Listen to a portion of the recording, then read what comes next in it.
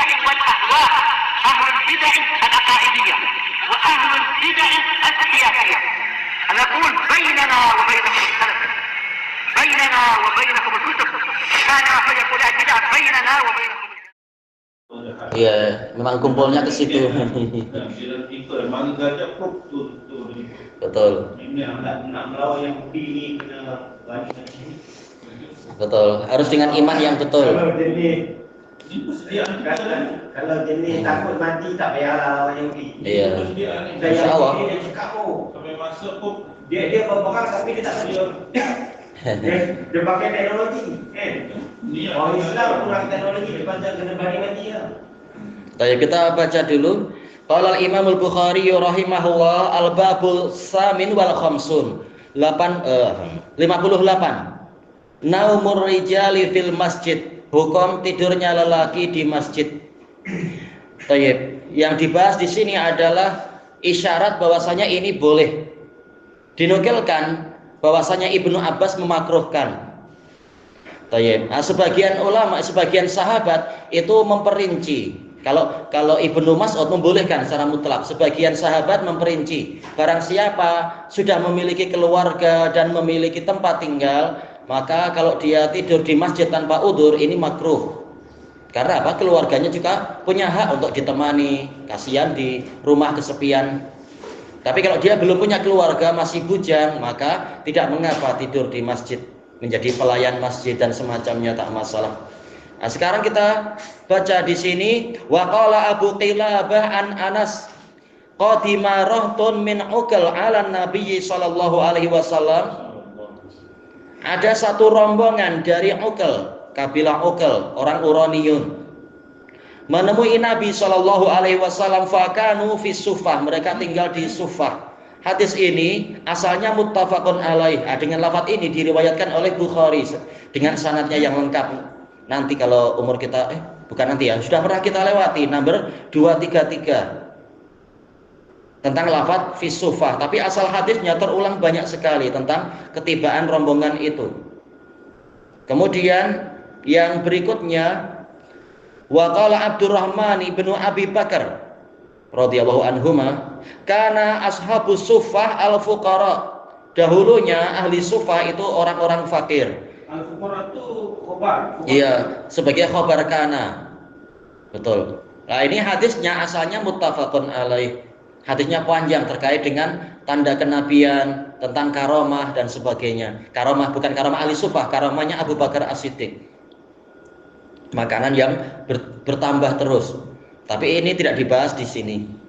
Inti pembahasannya apa? Yaitu jadi ahli Sufah, mereka tinggal di masjid. Sufah dijelaskan oleh Al-Hafidz Ibnu Hajar rahimahullah, yaitu bagian yang ada naungannya. Istilahnya apa yang di depan macam ini ya, beranda ya kan, yang di luar tapi masih ada naungan. Iya, betul. Nah, itu mereka tinggal di situ. Mereka adalah tamu-tamu Islam panggilannya. Atau kata Syekhul Islam Ibnu Taimiyah, mereka berlainan. Kadang ada yang datang cuma setahun lalu pergi, ada yang datang beberapa orang, datang kadang satu orang, jadi jumlahnya tidak menetap. Tamu-tamu Islam. Nah, makanan dapat sedekah dari Nabi atau dari beberapa sahabat. Mereka fuqara. Iya, tapi gelandangan untuk mencari agama yang baik seperti Abu Hurairah, beliau ahli Sufah. Mana tidak ada mata pencarian? Belum ada. Ada yang menikah dengan orang Ansor, punya tempat tinggal, punya pekerjaan, alhamdulillah selesai. Tidak lagi tinggal di Sufah. Jadi jumlahnya memang tidak menetap dan mereka tidak memiliki akidah khusus dan madhab khusus dan tarikat khusus. Tak ada. Tidak seperti ajaran orang-orang Sufiyah khayal. Ahlu Sufah tidak seperti yang mereka ceritakan itu. Ahlu Sufah sahabat Nabi, cuma mereka belum mendapatkan tempat tinggal dan mereka ikut pengajaran Nabi, bukan tahu-tahu dapat ilmu laduni dan sebagainya. Itu khayal. Kurang-kurangnya di situ ada makanan. Iya. Walaupun terkadang ya kelaparan sampai pingsan seperti Abu Hurairah. Macam orang gelandangan lah, tapi orang gelandangan apa belajar agama. Iya. Kalau di sini gelandangan mungkin untuk cari kerja. Ini tak solat, mungkin aja. Kita baca hadisnya. Tak ada pengajian. Iya, ini rajin ngaji, rajin sholat, rajin ibadah para ahlus sufah. Al-hadisul arbaun ba'da arba'imi'ah 440. Masya ini sanadnya terulang ya, yang rawi-rawinya ini haddatsana Musaddad, ini jelas terulang. Abdul Hasan, Musaddad bin Musarhad bin Musarbil dan seterusnya itu.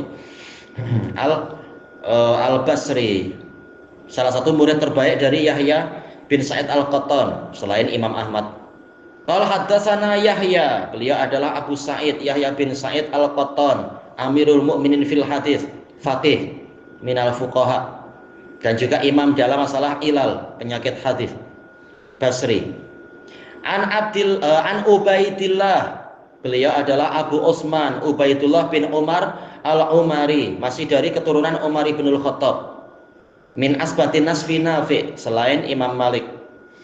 Qala haddatsani Nafi, beliau adalah Abu Abdillah, tidak diketahui nama ayahnya, dikatakan Nafi maula Abdillah ibni Umar, dan beliau adalah asbatun nasfi ibni Umar, murid terbaiknya Ibnu Umar. Qala akhbarani Abdullah ibnu Umar, Abdullah bin Umar radhiyallahu anhuma, beliau Abu Abdurrahman Abdullah bin Umar Ibnul Khattab Al-Adawi Al-Qurashi, termasuk sahabat yang paling banyak meriwayatkan hadis.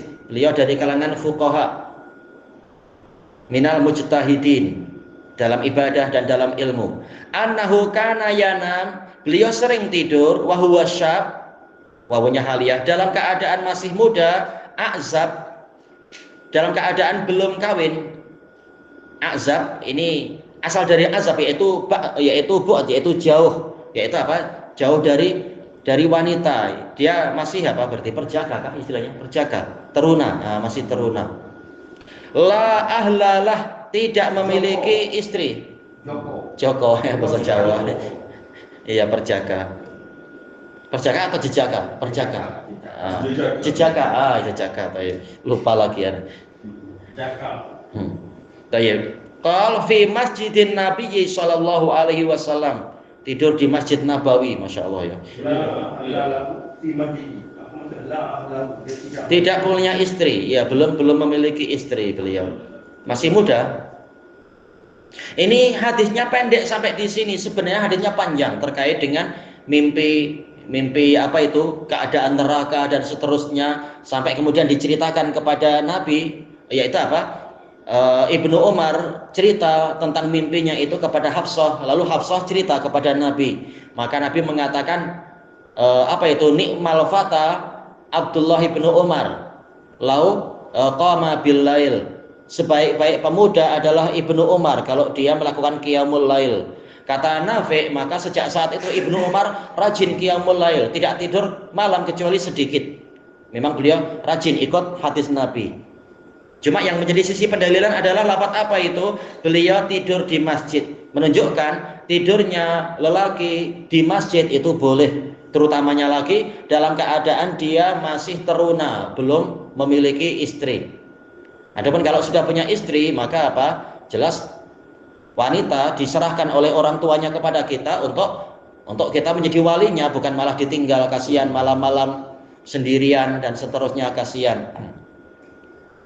Walaupun kalau ketika di Damas itu malah dibuat jadi lawak cerita seperti ini. Ada dua orang pelajar saling bersaing. Nah, ternyata yang satu itu selalu apa itu, dia rajin apa itu, selalu lebih awal di masjid. Maka temannya tanya, gimana engkau boleh rajin di masjid? Ya, dia mengatakan, karena saya kawin maka saya rajin di masjid. Kok bisa? Istri selalu buat masalah, makanya saya jadi lebih awal. Saya mengalahkan engkau karena lari dari masalah. Maka apa? Oh, saya tak mau kalah dengan engkau, saya juga akan kawin. Nah, dia menikah. Temannya heran, gimana engkau boleh lebih awal? Oh, saya lebih banyak masalah di rumah. Temannya tahu-tahu hari-hari berikutnya, temannya yang pertama lebih awal lagi. Ditanya, kenapa sekarang kau lebih awal? Aku kawin dua, jadi lebih masalah. Ini berarti apa, tak pandai memanage sampai malah jadi masalah. Karena jadi masalah. Lagi dia kena masalah. Tak tahan. Ya tak tahan, akhirnya lari di masjid. Ya mestinya tak boleh macam itu. dengan niat yang buruk atau manajemen yang buruk. Intinya adalah apa? Kalau dia belum menikah, maka tidur di masjid itu baik. Kalau sudah menikah, maka keluarga punya hak untuk dirawat, ditemani, dan seterusnya. Sudah ada tanggung jawab sekarang. Kita baca hadisnya enggak ya? Agak panjang. Besok aja insya Allah. Baik. Subhanakallahumma wa bihamdika la ilaha illa anta astaghfiruka wa atubu ilaik. Alhamdulillahirabbil alamin. Jazakumullahu khairan.